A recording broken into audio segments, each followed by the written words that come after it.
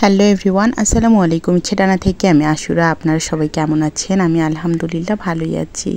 তো আমার গাছগুলো মাশাল্লাহ বেশ ভালো মরিচ দিচ্ছে এই দামের সময়। তো এগুলো দেখলেই আমার ভালো লাগে যে আমার লাগানো গাছ। তো সকাল সকাল আমাদের আগে ওদেরকেই খাবার দিচ্ছি, যে ওদের যে পরিমাণ চিল্লাচিল্লি শুরু হয়ে যায়। তো ওরাও ভীষণ ঝগড়াটে, খুবই ঝগড়া করে। তো তারপর আজকে সকালে যেহেতু চা করে খাওয়া হয়েছে, তারপর আজকে একটু ভাত মাখা খাবো। সবাই মিলেই খেতে চাচ্ছিলাম, তাই আর কি শুরু করে দিলাম। যেহেতু অনেকটাই রাতের ভাত আছে, রাত থেকেই প্ল্যান করেছিলাম যে ভাত মাখাটাই খাবো।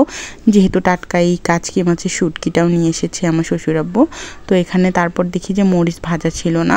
শুকনো মরিচ তো আমি একবারেই ভেজে রাখি বেশি করে তেলে, তো তাহলে মরিচের ভিতরে একদম তেলগুলো ঢুকে থাকে, মাখালে ভালো লাগে। ভিতরের মরিচের বীজটা করেও একদম সুন্দর ভাজা হয়। তো এখন আমি ভাত মাখাবোর জন্য মরিচগুলো ভেজে নিচ্ছি, আবার পরেও তো লাগবে সব সময়। তো ভাতটা এই যে এই বাটিতে উঠিয়ে নিয়েছি, এখানেই আমি মাখাবো। তবে যারা আসলে মাখামাখি জিনিসটা পছন্দ করেন না, তারা প্লিজ ইগনোর করবেন, কারণ এটা হাতে মাখানোই একটা খাবার, এটা হাতে মাখিয়েই খেতে হবে। তো আমিও যদিও খুব চাপিয়ে মাখছিলাম না, তারপরও মাখছিলাম, এই আর কি। এটা অনেকের কাছে খারাপ লাগতে পারে, কিন্তু আমরা এটা এভাবে খাই, আমাদের ভালো লাগে। একজনের হাতের মাখাটা আমরা বেশ কয়েকজন খাই। এটা একটুখানি করে আমরা তিনজনই খাবো, আমার শ্বশুর, আমার শাশুড়ি আর আমি। আর আমার হাজব্যান্ডকে অন্য কিছু করে দেব, যেহেতু এখানে যে পরিমাণে আছে আমাদের তিনজনের বেশ হয়ে যাবে। তো বেশি করে সরিষার তেল দিয়েছি। এই যে শুটকিগুলো তো ভালো করে ধুয়ে তেলে মুচমুচে করে ভেজে নিয়েছি। এই যে একদম লালচে লালচে ঝাল ঝাল করে ভাতটা মাখিয়েছি। রসুন, শুকনা মরিচ, অনেক পরিমাণে কাঁচা পেঁয়াজ আর হচ্ছে কাচকি মাছের শুটকি। তো এটা দিয়ে সুন্দর করে একদম ঝাল ঝাল মাখা ভাতটা ফ্রিজে করে নিয়ে আমরা তিনজনই খেয়ে নেব। তো এটাই আজকে সকালে খেয়েছিলাম। তারপর হচ্ছে আজকে একটু মুড়ি ঘন্ট করব মুগ ডাল দিয়ে। তো মাছের মাথাটা বেশ সাইজে বড় ছিল, এখানে আমি অন্য কিছুই অ্যাড করিনি, আমি এখানে শুধু মাছের মাথাটাই দিয়েছি, এবং মাথার আরও একটুখানি অংশ হয়তো মাছের তেলের সঙ্গে খাওয়া হয়েছে। তো মাথাটাকে আমি ছোট ছোট করে কেটে নিয়েছি। এখানে পেঁয়াজ বেরেস্তা করে একটুখানি গোটা মশলা দিয়েছি। গোটা মশলা বলতে শুধু সাদা এলাচ আর দারচিনিটাই দিয়েছি, অন্য কিছু দেইনি। গরম মশলার মধ্যে এই দুটোই দিয়েছি, 2 পিস করে দিয়ে মাথাটা আমি ভালো করে একদম আদা রসুন বাটা দিয়ে ভালো করে কষিয়ে নিচ্ছি ভেজে নিয়ে। তো আমার কাছে মুড়ি ঘন্টটা এভাবে রান্না করলেই ভালো লাগে, যেহেতু মুগ ডালের আলাদা একটা ঘ্রাণ থাকে। তো যখনই মুগ ডালটাকে ভালো করে কষিয়ে একটুখানি আদা রসুন বাটা দিয়ে কষানো হয়, তখন মুগ ডালের ঘ্রাণটা কিন্তু আর এরকম থাকে না। অনেকেই মুগ ডালের এই ঘ্রাণটার কারণে খেতে চায় না, আমার কিন্তু আবার ভালোই লাগে। তো তারপর আমি এই যে মাছের মাথাগুলো কাটা বেরিয়ে আসবে জন্য আমি কষিয়ে নিয়ে এখান থেকে উঠিয়ে নিয়েছি, আর ঝোলটার মধ্যে দিয়ে দিচ্ছি ভাজার পর ভিজিয়ে রাখা ডালটা। এটা ভালো করে পরিষ্কার করে ধুয়ে নিয়েছি, একদম নরম হয়ে এসেছে মুগ ডালটা। ডালটা খুবই ভালো ছিল। তো আমি মশলাগুলোর মধ্যে ডালটা দিয়ে দিচ্ছি। এখানে একদম আমি শুকনা করে একদম ভুনা করে নিব ডালটাকে, তারপর আমি গরম পানি দিব সিদ্ধের জন্য।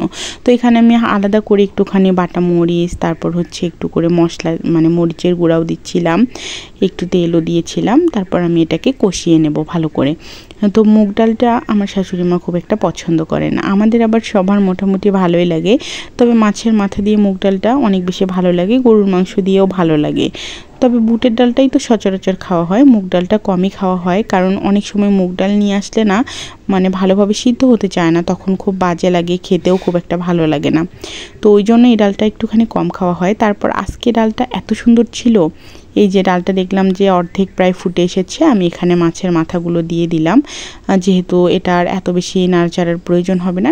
মুড়ি ঘন্ট তো সচরাচর একটু ঘনই খাওয়া হয়, তো এটা আর একটুখানি জাল হয়ে ঘন হয়ে আসবে। তারপর আমি পেঁয়াজ বেরেস্তা করে নিয়ে একটুখানি বাগার দিয়ে নিব, আর তার সাথে একটু পাঁচফোড়নের গুঁড়োটা সামান্য দিব, একেবারেই সামান্য। তবে ডালটা না ভীষণ মজা হয়েছিল।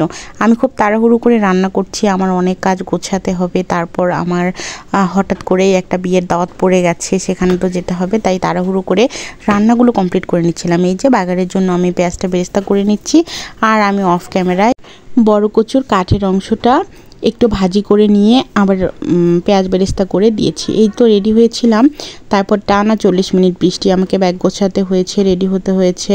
তারপর দেখি যে বৃষ্টি থামছে না। আরে বাবা, যেতে তো হবেই, যেহেতু রাতে একটা বিয়ে বলতে কাবিন এই টাইপের আর কি, বউ নিয়ে আসা হবে না। এটা হচ্ছে আমার এক ভাগিনার বিয়ে, আমার বোনের ননদের ছেলের। তো যাবো যেহেতু, কিছু তো নিতেই হবে। তো দোকান থেকে মিষ্টি আনারস এগুলো নেওয়া হলো। তারপর আবার মাঝ রাস্তায় এসে আমরা বৃষ্টির কবলে পড়ে গিয়েছি। তো শুধু আমরা নই, এখানে অনেকেই অপেক্ষা করছিল বৃষ্টি থামার জন্য। তারপর বৃষ্টিটা থেমে গেল, আবার আমরা আমাদের গন্তব্যের উদ্দেশ্যে রওনা হয়ে গিয়েছি। তো আকাশে ভীষণ মেঘ, দেখতেই পাচ্ছেন। তবে ভিজেই চলে গেছিলাম, কিছু করার ছিল না। বারবার বৃষ্টি আসে, বারবার বৃষ্টি থেমে যায়।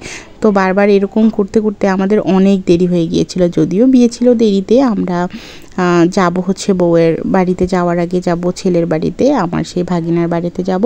সেখান থেকে আমরা বউয়ের বাড়িতে যাব, ওখান থেকে আমরা আবার আমাদের বাড়িতে চলে আসব। তো যাচ্ছি, পথ যেন শেষ হচ্ছে না, বারবার মনে হচ্ছে আবার যে কখন কোথায় বৃষ্টি নেমে আসে। তো ফাইনালি এই তো আমরা বরকে নিয়ে যাচ্ছি বিয়েতে। এটা হচ্ছে গাড়ি পাঠিয়েছে মেয়ের বাড়ি থেকে। তো আমরা সবাই অন্য গাড়িতে আছে। এই তো ভাগিনা ছিল এখানে, আমি ছিলাম, আমার আরেকটা ভাগ্নি ছিল। তারপর ফাইনালি আমরা বউয়ের বাড়িতে চলে এসেছি। খুব ঘরোয়াভাবে বিয়েটা হচ্ছিল, যেহেতু এটা উঠানো হবে পরে, এখন শুধু কাবিন হবে, মানে বিয়ে হবে আর কি। বউ নিয়ে যাওয়া হবে না, বিদায়টা এখন হবে না, বিদায় দেরি আছে। যাই হোক, তো এখানে বিয়ের কিছু নিয়ম চলছে, পর্ব চলছে, যেগুলো সচরাচর হয় আর কি। তবে গ্রামের বিয়ে খুব সাধারণভাবেই হচ্ছে, আর খুব অল্প সময়ের মধ্যে। ও চলে এসেছে সকালে, তো রাতে যাচ্ছে বিয়ে করতে। ব্যাপারটা অন্যরকম, খুব অল্প সময়ের মধ্যেই তাড়াহুড়ো করে সব হচ্ছিল। তারপরও আলহামদুলিল্লাহ, বিয়ে তো অবশ্যই ফরজ কাজ, যেটা আসলে সুন্দরভাবে ভালোভাবে করতে পারলেই, সম্পন্ন হলেই আর কি আলহামদুলিল্লাহ। যাই হোক, সব কিছু ভালোভাবে হয়েছিল। তবে রাত ছিল তো, এটা একটু ঝামেলা ছিল, কারণ গ্রামের দিকে একেই লোডশেডিং থাকে, তার মধ্যে দেখা যায় যে লোকজন বেশি থাকলে পরিবেশটাও আলাদা হয়। তারপর এই যে আমার ভাগিনা, সে বসে আছে এখানে। সে একমাত্র এসেছে ওদের পরিবার থেকে তার ভাইয়ের সাথে, তার ভাইয়ের বিয়ের জন্য। ওরা একসাথে এসেছে আজকে বিয়ের উদ্দেশ্যেই, তারপর হয়তো চলে যাবে। তো এই যে মাশাআল্লাহ আমাদের বউ ছিল। তো আমি এখান থেকে একটু করে শ্যুট নিয়েছিলাম। তো এগুলোই আমি আপনাদের মাঝে শেয়ার করছি। খুব তাড়াহুড়ো করেই যেন সব কাজ শেষ হয়ে গেল। তারপর ছিল আমাদের কিছু খাওয়া দাওয়ার পর্ব সেরেই আমরা ওখান থেকে চলে এসেছি। তবে সবাই কিন্তু মাশাআল্লাহ বলবেন, হ্যাঁ বউটা বেশ ভালো ছিল দেখতে, মাশাআল্লাহ। গিয়েছি বোনের ননদের ছেলের বিয়েতে, কিন্তু বোন ছিল না, এটা ছিল আরেকটা ভাগনা বউ, ওর বড় যা হবে আর কি সম্পর্কে। তো তারপর এখানে বিয়ে সম্পন্ন হওয়ার পর মিষ্টি খাচ্ছিলাম। তো মিষ্টি খেয়ে তারপর একটা দোয়ার পর্ব হয়ে গেল। তারপর এই যে ফাইনালি খেতে বসেছি, তখন রাত 11:30 হবেই। তো আমরা সবাই মিলে খাচ্ছি। এই যে বর বউ এখানে ছিল, এই যে বউও ছিল।